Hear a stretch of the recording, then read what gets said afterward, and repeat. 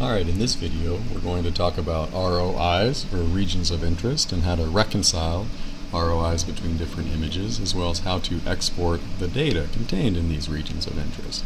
So we're going to start with our QuickBird image over here, and we're just going to pan around, and let's say we're interested in understanding what's happening in this area here.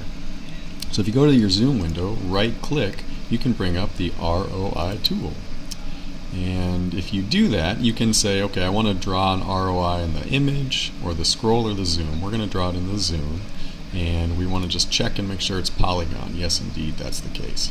Okay, so now when I bring my cursor into the zoom window and I click in the corners here, I'm actually drawing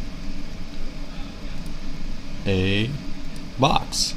And when I'm done drawing the outlines of the box, if I right click and right click again, it turns it bright red, and you'll see that. So this is now my region of interest. It is 3,278 pixels.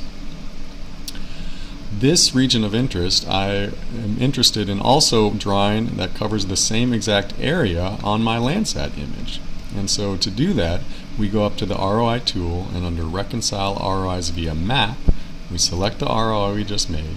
We say OK. We choose the file we want it to be displayed over, and then we say OK as well.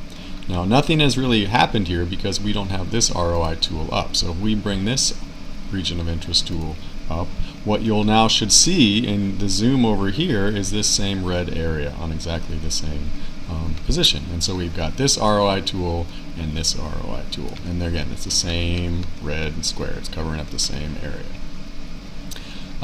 So this is capturing information from these different pixels. If we want to, we can actually export the data, the pixel data covered in this little zone, to a text file. And so we are going to select, in this case, our QuickBird image. We want all 4 band information. We say OK. And then we want, again, this is the ROI we're interested in. We want to edit the output. So for this particular example, all we want are the band values, so we can unclick all this other stuff here. We say OK, and then we can choose a name for this one. So we're going to put it under, I just happen to put it under work, teaching, and again, your location will be different, labs, lab 1, and I'm going to make it QB2. I'm just going to call it QB2. Open that guy. Say OK. It did it. Now we can actually open that text file in Excel, and let me just scan to where that guy is. Teaching, this guy, labs, lab 1 files, and we've got this QB2. This is a text file that we just made.